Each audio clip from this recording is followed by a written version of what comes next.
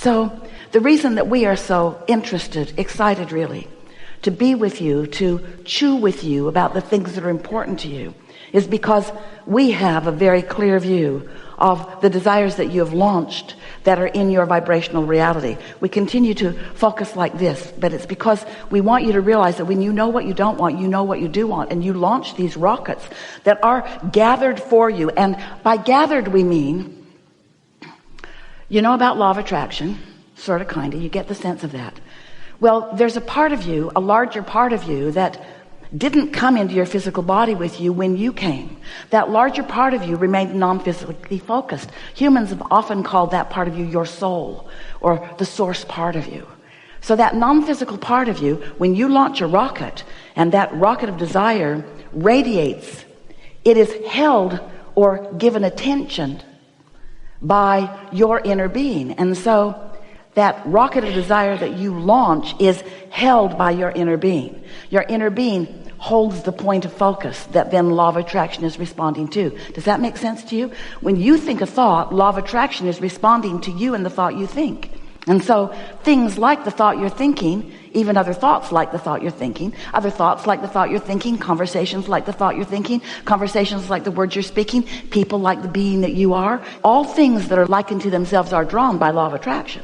So when you think a thought with your human, physical, beautiful personality that is you, law of attraction brings other things like that to you.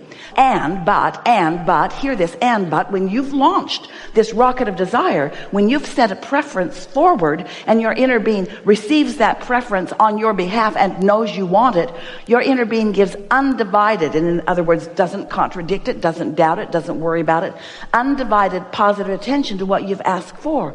And that point of attraction is very real. So when we say your desires gather other desires like them, that's why. You have an advocate called your inner being holding your hopes and dreams and desires in very clear perspective, and law of attraction is growing them as law of attraction grows everything that is focused upon. You can thank your inner being very much for keeping alive your dreams, your desires. However, the very fact that your inner being does stay focused upon what you want is the very reason, the only reason, that you ever feel negative emotion. Because you ask for it and your inner being knows you want it, and your inner being owns it and knows it and holds it. And when you don't, when you stay focused upon the reason you want it, I want more money because not having enough money is miserable. Well, your vibration of not having enough money, your misery about it, makes you contrary to your own desire. And that's what negative emotion is.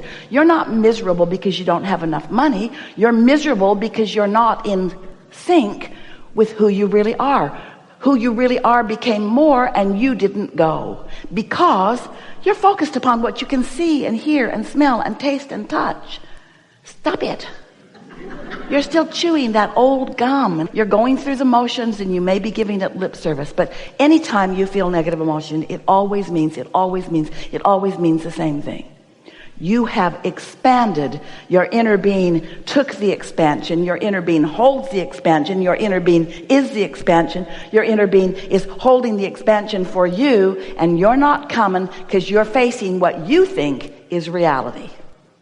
It's not reality. It's old news. It was the bouncing off place. It was what gave your dream flight.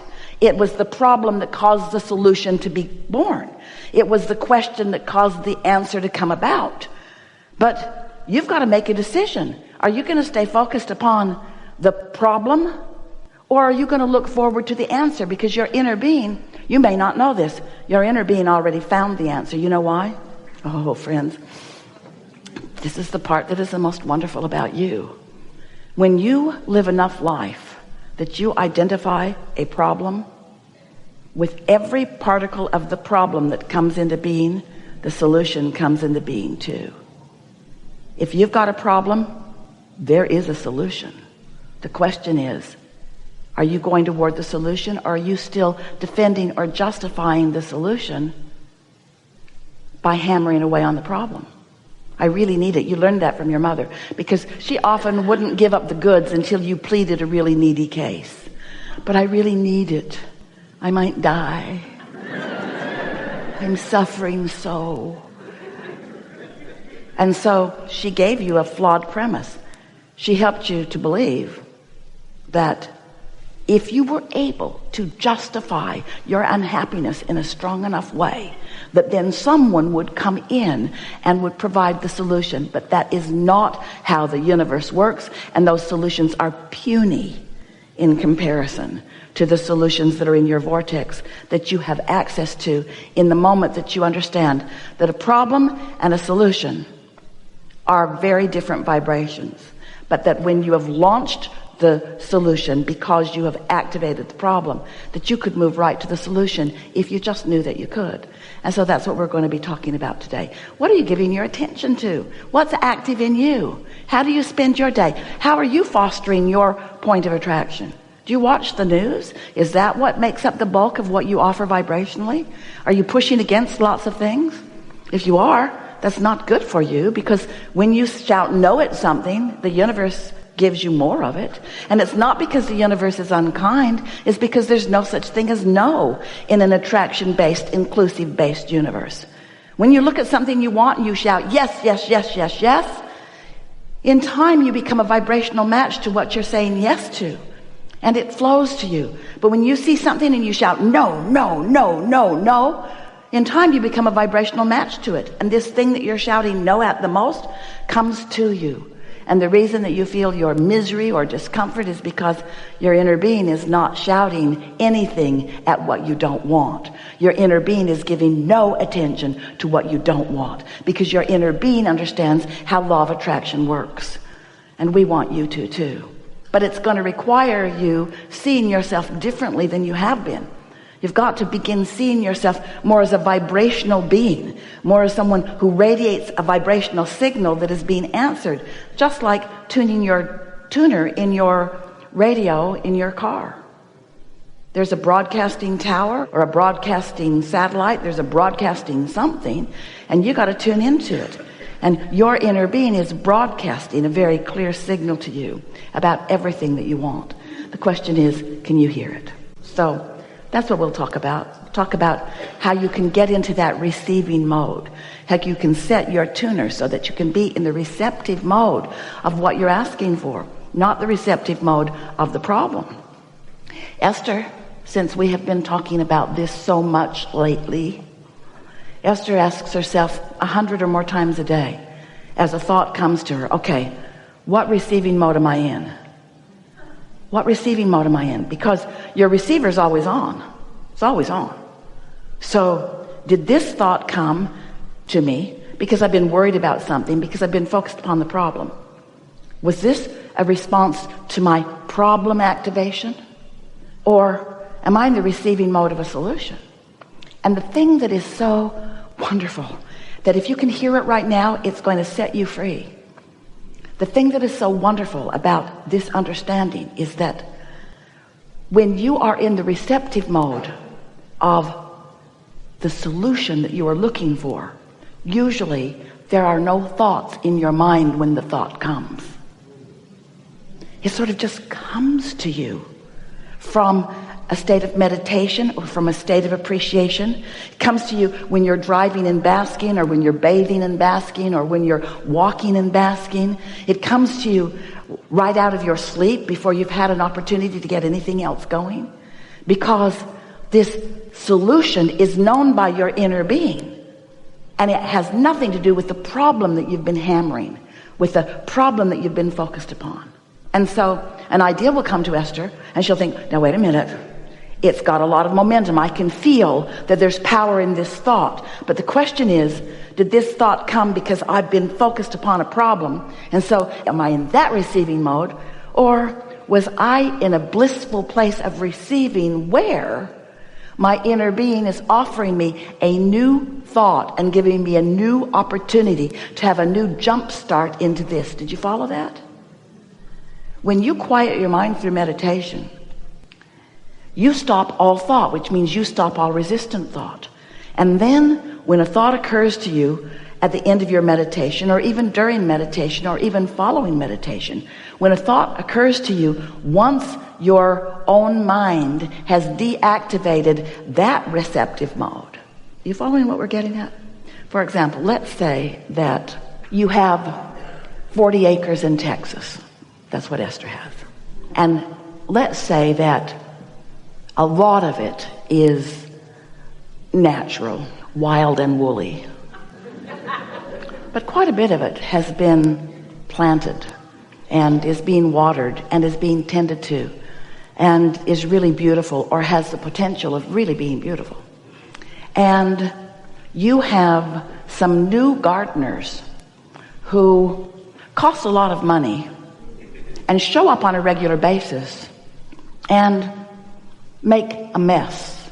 Their mowers aren't sharp and their weed eaters are broken, and the people that are operating them are not highly skilled. And so they just do a sort of hack job on it. And you walk through and you see it and you go, yikes. And then you get a thought. I think I will look for a new gardener. Now, what receptive mode do you think you were in? Do you think you have access to the very best gardeners around? Or do you think that what you're witnessing, while it's valid and real and true, has you in a receptive mode of getting another one just like this one?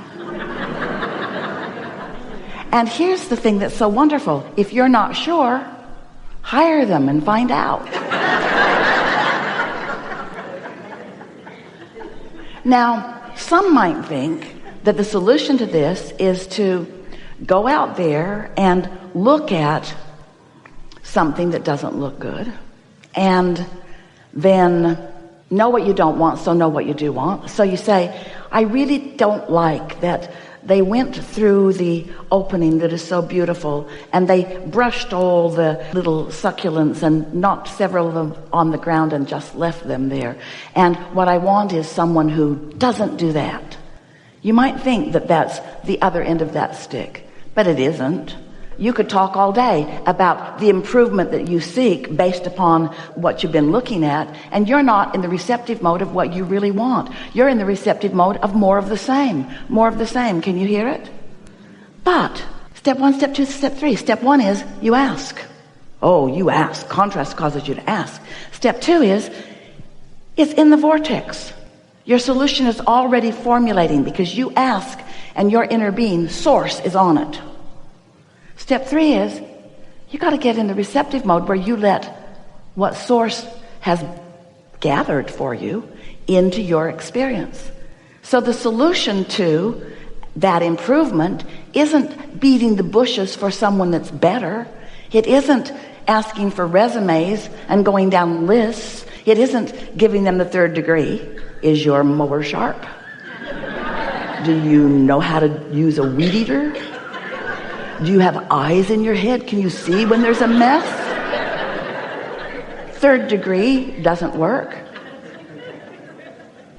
So since you've already done step 1, and since step 2 is already done, step 3 is get your mind off of it. You've already done your work. You've asked and it's been answered. Now go do something else. Because if you stay focused upon this problem that is active within you, and friends, it's not possible for you to focus upon that subject in a pure way when what you've been witnessing is the opposite of what you want. You can't get there from there. You see what we're getting at? So, you know what you do? Go somewhere else. Go somewhere where you don't keep seeing the problem, because if you keep looking at the problem, you can't let the solution in. You've got to put some distance between. There must be separation between the activation of your problem and the allowance of your solution. Now, meditation will give that to you incrementally, 15 or 20 minutes a day. Appreciation does too. Leaving the property certainly does. Going somewhere where you don't see it. But you cannot stay focused upon a problem. You cannot find a solution to a problem while you're focused upon the problem. And we know that's counterintuitive to humandom. It's not the way that most humans approach most things. Most think that you've got to wrestle it to the ground and kill it.